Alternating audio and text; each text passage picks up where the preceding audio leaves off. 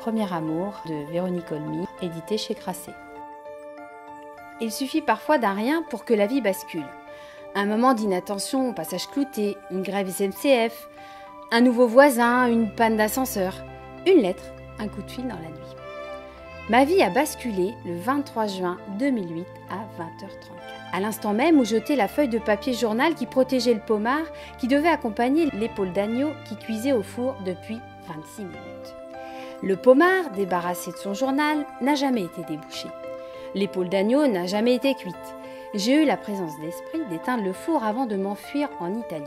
Et aussi celle d'éteindre les bougies allumées un peu partout dans le salon. Quand je me suis réveillée ce matin-là, le 23 juin 2008, je savais ce qui m'attendait. C'était nos 25 ans de mariage avec Marc et j'avais décidé de tout prendre en main et que la soirée soit exemplaire. Bien sûr, si j'avais écouté Marc et accepté sa proposition de dîner au Grand Colbert, rien de tout cela ne serait arrivé. Mais aller au restaurant était tellement convenu. L'idée en était si pauvre que j'avais préféré organiser une soirée intime qui correspondait mieux à nos goûts et à nos désirs. J'avais donc oscillé toute la journée entre la joie de préparer l'événement et la peur de le rater. En l'occurrence, j'avais tort. Ça aurait pu être parfait. Bien mieux qu'au Grand Colbert. J'avais fait une sélection des musiques préférées de Marc et choisi l'ordre dans lequel je les passerai. Je commencerai par du jazz, évidemment, Duke Ellington et Chet Baker pour l'apéritif et les cadeaux, les arias de Schubert pour les entrées, les sonates de Chopin et les cantates de Bach pour l'épaule d'agneau, puis je passerai les Gypsy Kings au fromage afin de pouvoir enchaîner avec Janis Joplin au dessert et que nous soyons tout à fait réveillés pour passer dans notre chambre où Maria Callas accompagnerait en sourdine notre étreinte. Vraiment, ça aurait pu être parfait. Si seulement. Je ne m'étais pas disputée avec le caviste, n'était pas sortie de sa boutique sans lui avoir rien acheté, pour finalement prendre la bouteille de pommard que Marc avait ramenée de Bourgogne le week-end précédent et enveloppée dans les pages annonces de Libération. Émilie, ex-1976. Rejoins-moi au plus vite à Gênes. Dario. Je n'ai pensé à rien. Je ne me suis posé aucune question. J'ai fait des gestes sans les vouloir. J'ai éteint le four, j'ai soufflé les bougies. J'ai posé sur la table de la cuisine un mot pour Marc. Ne t'inquiète surtout pas.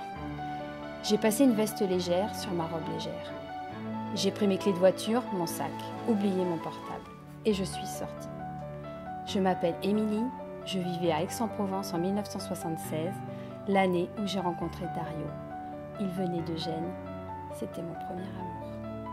Quand j'ai rencontré Dario, j'avais 16 ans et j'étais innocente comme une enfant de 13. Aussi, tout ce qui m'arrivait par surprise. Tout m'apparaissait neuf et important.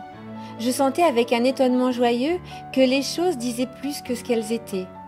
Certaines émotions, simplement légères, portaient en elles, je le savais, les promesses de profonds bouleversements. Rien n'était simple, et dans la complexité de la vie, je devinais des joies pleines d'appréhension, des tracs magnifiques, et mes attentes me plaisaient. Je rêvais sur toute chose. Je me savais capable de sentiments vastes comme la mer. J'étais une géante enfermée dans une famille étroite, un lycée ancien, une petite ville de province qui se savait jolie, mais souffrait déjà de ne pas être Paris. Je suis plus jeune aujourd'hui qu'à 20 ans. Mes désirs sont plus légers, mes a priori aussi. Je voulais me marier, avoir des enfants, un métier, des amis, des vacances et des Noëls. J'ai eu tout ça. J'y ai mis tant d'énergie, de peur et d'attention. J'ai suivi tant de conseils, lu tant de livres, de magazines, passé tant d'heures au téléphone avec des amis qui avaient des enfants du même âge, des maris trop sérieux au volage, trop présents ou pressés et qui me donnaient des adresses de gîtes de France, de pensions pas chères, de babysitters sérieuses, de médecins compétents, des psychologues disponibles. On échangeait nos colères et nos fatigues, mais jamais pour s'en débarrasser, toujours pour les surmonter, les faire passer pour une défaillance passagère. On avait tort. Rien de tout cela n'était passager. Et j'ai perdu tant de temps à prendre sur moi que je suis passée par-dessus bord. Et aujourd'hui, mes propres enfants, qui m'ont pris mon sang, mon temps, mes nuits, mon insouciance, mon argent, mon nom, ces enfants n'étaient pas d'accord pour que j'aille en Italie. Ils n'étaient pas d'accord. C'était à mourir de rire, vraiment. Au nom de quoi me serais-je retenue de partir? Parce que ça n'était pas raisonnable. Il fallait que je ne fasse pas la jeune, que je sois la bonne gardienne de mon âge. Combien de millions étions-nous à avoir exactement 48 ans? Coralie Finel? France? Magali? Des classes entières de femmes de 48 ans, d'anciennes amoureuses, de jeunes grand-mères et de vieilles rêveuses.